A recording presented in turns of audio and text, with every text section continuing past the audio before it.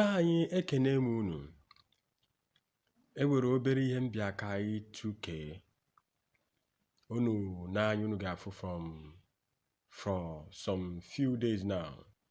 Social media na-ada kpata nkukute mmiri, ugwu na ndịda kpata nkukute mmiri.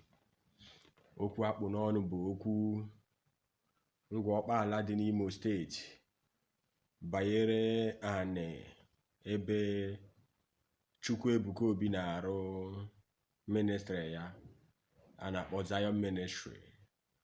And unu ga-afụ na ewe some people na-eme agitation, na-protest, na-ekwu naanị ha.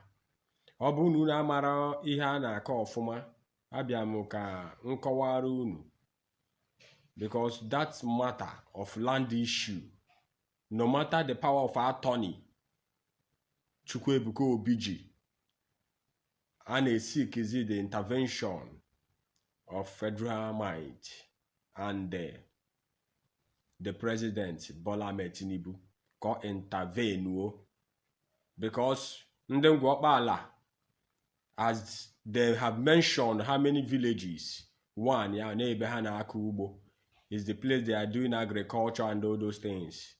And complaints na ha abịa since last week. All these things bido that na anara ha na ha n'ike without normal due process. Eje eme ihe kporo ndị amị ghasasị ebe niile, na onye bịa nso na anyị ebe ahụ bịa ewere ndị amị tiwu ya ihe, etigido ya etipi ya naanị. And unu ma ihe dị na community land. And onye ọbụla bụ ezi onye ndu, ya bụrụ onye ndu si na ọ bụ onye ndu ụka. Otu akwụkwọ nsọ si wee gwa anyị, as the Bible has made us to know that Bible said that you should follow peace with all men. Being a leader without having the ideology of a leader, you have already failed. Now, ndị ngwa ọkpala na-protest, a na-ekwu okwu, na-ekwu nke a, na-ekwu nke ọzọ. Enwere ihe mbịa ka ngwa Ebuka Obi that na ọbụrụkwa ka aha bido ka a na-aha agbasa. Ihe ọbụla were mbido were ngwụsị. Okwu m mbụ, okwu m ebua, achọrọ m ịkpatụ aka na relationship Ebuka Obi na Governor of Imo State bụ Hope Uzodimma. Unu watch ya since the democratic era, government ọchịchị agbara take it over. Ọ bụrụ sọsọ Hope Uzodimma bụ governor Imo State, and ọ bụrụkwa ya ga-abụ the last governor. There are people that has been there before him. There are people that has been on that seat before him, right from Achiku Udenwa to Emeka Ihedioha, to a lot of them that has been the former governors of Imo State. Power ma na Nigeria ọ na-akwa akwa, adama na ọ na-agwụ agwụ, na ihe na-atọ ụtọ na-egbu egbu. And the way ndị ngwa ọkpala si lament na protest, efu na ọ bụrụ ihe afọ so ha, and the person so made this agitation cannot sponsor the protest. Amamudi ego dị ka ọ ga-enyewu ndị ngwa ọkpala ahụ, all those old men and old women and those youths, young boys and young girls, ka ha pụta made such protests against Ebuka Obi and the Zion Ministry.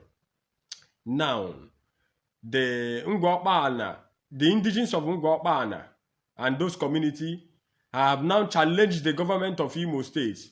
No bu na-ewe any paper of attorney gosi na ewere ana yefe n'aka ndị government on a normal due process ebe ha sign that they have challenged the government of Imo State to come out with it. And I was wondering, the relationship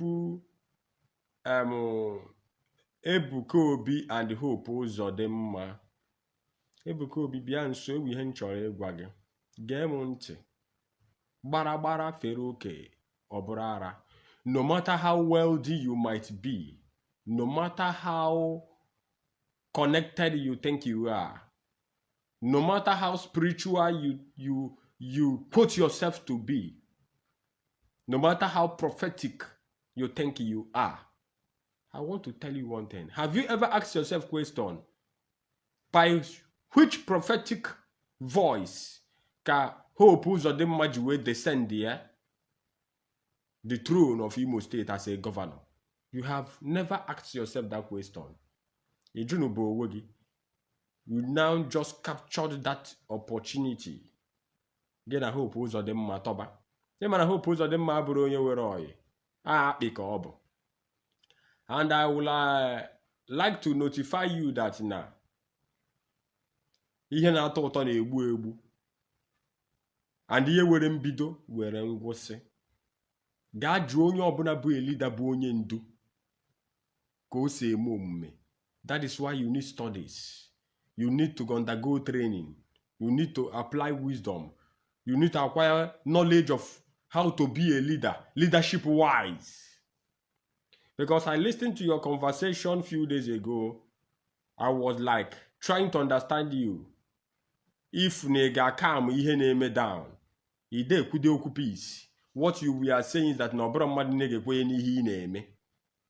Ị ga-abịa na community ndị mmadụ nara ha na ha n'ike ebe ha si akọta ihe ha na-eri without the normal due process. You people na fly gari video Governor Eziokwu mere. That he would like Evangelist Ebuka Obi some time ago to come to Ngwakpala and develop Ngwakpala, that he is welcomed with few people. Now, you people previously documented all those things for your own selfish aims and to bring out it as an evidence when time comes, because unwere agenda. Now, it has occurred that you have Isigone Korea, Korazo, through Hope Uzodimma. Through Hope Uzodimma. If Hope Uzodimma were to be so good to Ndi Igbo, if Hope Uzodimma were to be so generous and so good to Ndi Igbo, have you ever asked him what is the problem between him and Reverend Father Ejike Mbaka, the man that prophesied that he's going to ascend the throne of Imo State as a governor? Onye gba fort bụrụ governor, no matter the connection he has.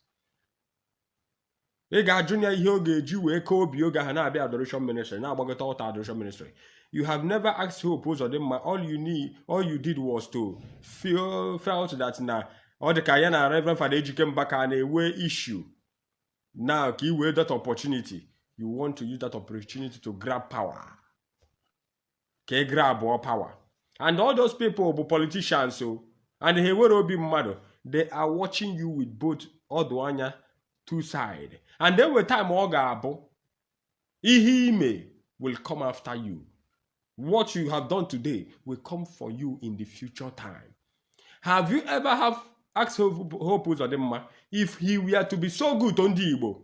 What about Mazen Nnamdi Kanu that has been under detention? Why haven't he been released? I heard Reverend Father Ejike Mbaka shouting a few weeks ago about Mazen Nnamdi Kanu that since he stopped praying about Mazen Nnamdi Kanu, that other ministers, every ministers in Igbo land in Nigeria stopped praying for Nnamdi Kanu's release. I remember some time ago, Father Mbaka took it upon himself to see that Mazen Nnamdi Kanu is out of detention, DSS custody. And he was praying about releasing Mazen Nnamdi Kanu. Ebuka Obi, you imitated that pattern and start praying for Mazen Nnamdi Kanu. Immediately you saw that Father Mbaka has stopped praying for Mazen Nnamdi Kanu. You as a person stopped praying for Mazen Nnamdi Kanu. Now all you saw that it was an opportunity for you to grab Hope Uzodimma. Hope Uzodimma boy. Due to no a problem between him and Reverend Father Ejike Mbaka. The promise he made, the vow he made on the altar of adoration is still waiting for him. If God can honor the word of his servants and can honor the word of his prophets, being Reverend Father Ejike Mbaka, over Ogechi Okeke Njaka, Hope Uzodimma can never be exceptional. Buweri amụma, beweri ekpere. In every field, a well elder. In every thing, a well senior. That is why today, the elders of those Ngwapa and the land is fighting. Because they were not being settled. And no matter how far is Abiaki with their development, I heard you saying Nina Abiaki with their development, that not everybody will support what you are doing. You are listening out what you are going to do. How you are going to build school. Father Mbaka Arugo school, go Ejike school. How you are going to do this and that. That development must come in there because not the Kiji who oppose them Manaka and who oppose them Mabu favorites or no APC. And all the na even na Tinibu amanku anything. Mara amadat na onyi horota ega ha hu yechi. Anything can happen, anything can come up. If the tears of those poor masses gets up to heaven and you were so, you better start minimizing your ways before it is too late. Father Mbaka goru umuchibu ijinike, go and ask question in Enugu State. Biani umuchibu ijinike juese, John dinike, keke esi ememu man, keke Father Mbaka si ememu man ogo gorani na umuchibu. Were any atom of complaint, if Onandi eba habia protest, he followed normal due process. He did everything that was required. Meme and Riane, Kwame agency, former elders, former Igbo Obodo, ha ya ba, oburi he may agree. Some of the elders, postmen, both the traditional prime minister, both the Igbo's, both some elders, signed it together. Now, no compensation, according by what I'm hearing, to Ngwala indigenes about your coming. They will not understand you. No hungry man will understand that you are coming to develop the community with their land that they inherited from their forefathers, which you don't even know. The spirit on those land, which you don't even know. The authority on those land. And I pity some bloggers. No. Ne exalt. I don't know how to. Ne jinjage. Now Panigo bien. I wonder the kind of mindset. I wonder the kind of knowledge. I wonder the kind of habukwandi Igbo. Hankwaramiri ara mamafa. Every ways to do things. Be a leader that knows how to hold your ships. Ibido keta in our projects there. Ibido keta na issue kwa neme protest aneme nke aneme cause aneme one cause. Akpali issue kwa ogone. How is it going to end?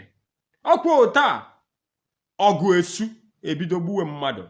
If you can have the mind, ikporo ndami osunani eba mmadu ndi indigens wenda wani ahu. Abia, I could by now supposed to be seeing niwe legal documents back here up. Now all these indigens name it was an agreed deal. Nun chamera newe agreement. Afwebe some elders signing. And here I go get my national TV. Have you asked yourself question? How many years called the Kaho put on the Maka way to be the governor of Imo State? A Maka governor also got batagade. A man and a governor only also got bata as a governor. Na ne papier man 1 year working man in the beha adenania.